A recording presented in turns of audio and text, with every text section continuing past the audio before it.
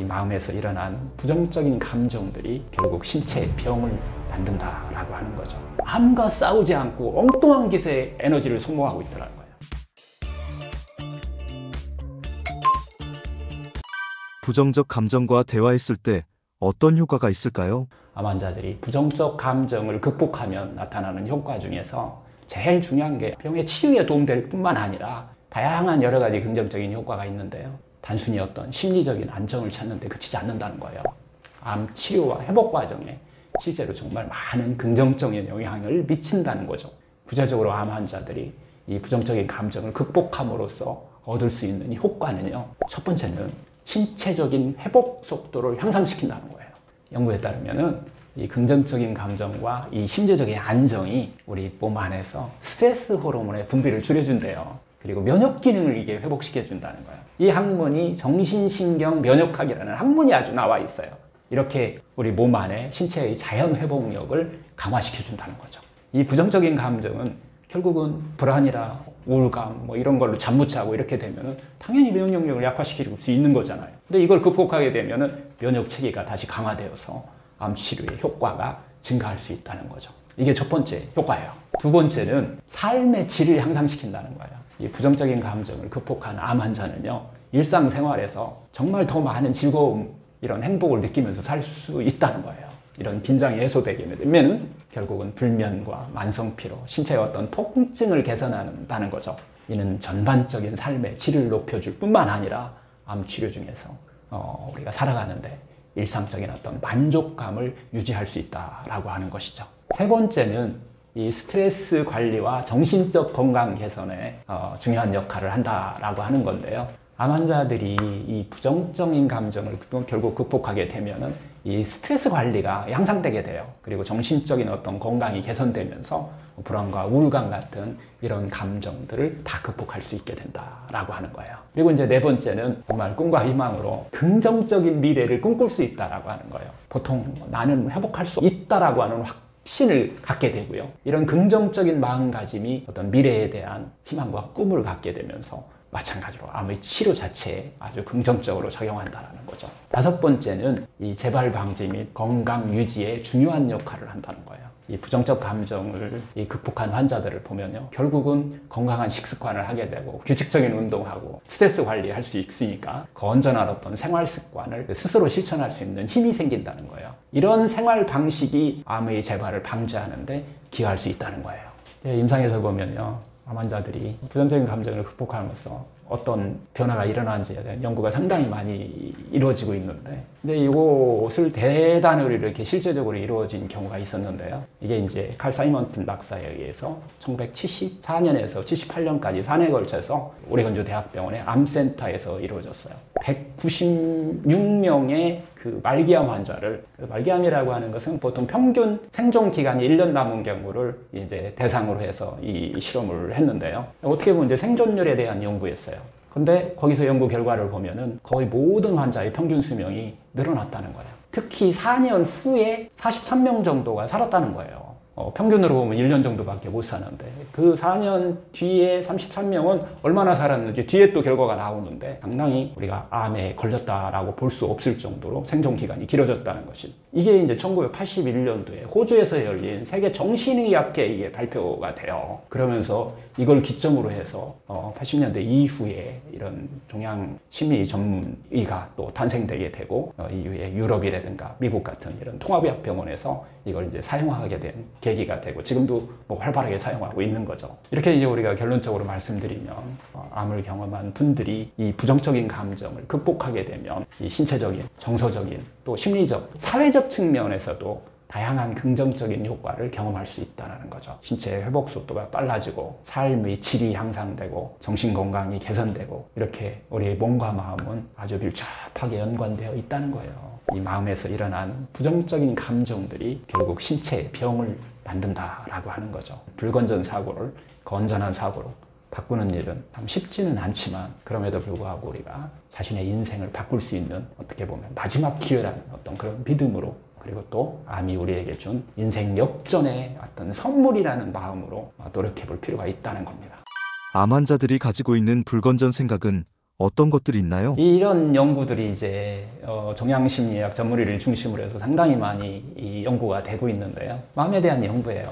상당히 많이 진행돼 있다라고 말씀드렸었는데요. 결국은 암을 진단받은 사람들의 불건전 생각은 일반인과 좀 달라요. 그래서 어떤 고정관념에서 이게 생기냐면은 암은 곧 죽음이다라고 하는 어떻게 보면 이게 편견이잖아요. 또 암은 고통이다라고 하는 이런 고정관념을 갖고 있다는 거예요. 여기서부터 시작한 결국 암 진단 후에 초기 반응 4가지가 있다고 그랬는데 이때 첫 번째 반응이 암을 진단받자마자는 이 총 맞은 것 같은 충격, 하늘이 무너질 것 같은 이런 느낌이죠. 이런 것들이 있는 사람들도 있고 왜 나한테? 뭐 이렇게 반응하시는 분도 있고 이거 믿을 수 없어 이렇게 반응하시는 분도 있고 또 그냥 멍한 상태가 계속 이어지는 사람도 있는데요. 이 상태가 조금 지나고 나면 이 암을 치료하는 과정에서 다양한 이 불건전한 생각들이 올라오게 된다는 거예요. 이 첫 번째 부정적인 생각이라고 하는 것은 죽을지 모른다라고 하는 이 불건전 생각이에요. 이게 잠재의식 속에 그냥 숨겨진 본능에 의해서 나타난 생각인데요. 본인도 몰라요, 이게. 이것 때문에 그런지조차도. 왜냐하면 잠재의식 속에 숨어 있기 때문에. 하지만 두려움과 불안과 절망감과 우울과 같은 부정적인 감정이 올라오면은 이 잠재의식 속에 나는 죽을지 모른다는 불건전 생각이 갖고 있다는 거예요. 두 번째는 자신의 삶이 끝났다라고 하는 이런 불건전 생각을 갖고 있다는 거예요. 암을 이겨낼 수 없다는 세상을 다 잃은 것 같은 이런 불건전 생각이 결국은 절망감과 우울감 같은 이런 부정적 감정을 만든다라고 하는 거죠. 세 번째는 암이 재발할 거야, 완치될 수 없어 라는 이런 재발에 대한 부정적 불건전한 생각이에요. 재발에 대한 이 과도한 두려움을 만들게 되는 원인이 된다는 거예요. 암이 다시 재발할 것이라는 이 지속적인 또 두려움은 환자들이 치료 후에도 불안하게 만들 수 있어요. 이들은 작은 조금만 어디에 신체의 변화가 일어나도 막 혹시 재발인가? 이렇게 의심하게 된다는 거예요. 이렇게 되다 보니까 일상생활에서 큰 불안감을 항상 갖고 살게 된다는 거죠. 치료가 잘 되고 있는데도 불구하고 언제 다시 또 암이 재발할지 모른다라고 하는 이런 불건전 생각이 마음속에 이렇게 자리 잡고 있으면 항상 불안과 스트레스를 갖고 있는 경우가 많아지게 되는 경우죠. 네 번째는요. 이건 내 잘못이야 라고 하는 이 불건전 생각이에요. 자기 비난인데요. 내가 조금만 더 건강하게 살았더라면 이런 것들이죠. 암에 걸리지 않았을 텐데 내가 조금만 더 잘했으면 결국은 이제 자책감과 죄책감 같은 부정적 감정을 만드는 불건전한 생각입니다. 어떤 환자는 이런 경우죠. 내가 담배를 피우지만 않았더라면, 더 건강하게 살았더라면 암에 걸리지 않았을 텐데 라며 이미 지나간 일을 그러면서 자신을 비난하고 또 죄책감을 느낄 수 있는 이런 것들이 이제 불건전 생각이라고 하는 거예요. 다섯 번째는 이건 누구누구 때문에 생겼다라고 하는 거예요. 암이 걸렸는데 이거 누구누구 때문에 생긴 것 같은 그런 불건전 생각을 갖고 있는 경우가 있어요. 이것은 특히 남편 때문에 그렇다. 이거 가까운 사람 때문에 그런 것 같은 느낌이 온다라고 하면서 이것은 분노와 원망이라는 암을 치료하는데 상당히 힘든 부정적 감정을 만드는 원인이 될 수 있다는 거예요. 여섯 번째는 나는 더 이상 가치가 없는 사람이야 라고 하는 이런 불건전 생각이 올라온다는 거예요. 암으로 인해서 자기 자존감을 크게 떨어뜨리는 이거 불건전 생각인데요. 예를 들면 신체적인 어떤 변화, 수술해서 가슴이 없대든가 유방이 하나 없대든가 어떤 흉터가 났다든가 탈모라든가 체중 변화 같은 이런 환자 스스로를 더 이상 자기 스스로 매력적이 않다. 가치 있는 사람으로 스스로를 여기지 않아 버리는 거예요. 이런 또 불건전 생각을 갖고 계신 분들도 있고요. 일곱 번째는 나는 다른 사람들에게 짐이 될 뿐이라고 하는 이런 불건전 생각을 갖고 계신 분이 있어요. 자신이 가족이나 친구들에게 부담이 된다라고 하는 이런 생각들인데요. 특히 이제 치료 과정에서 도움을 받아야 하고 또 신체적 정신적 어떤 지원이 필요하다는 생각을 가져야 되는데 환자들이 스스로를 자기가 짐이라고 생각을 해버린 거예요. 이는 결국은 사회적인 어떤 고립감 같은 것을 만드는 원인이 되기도 합니다.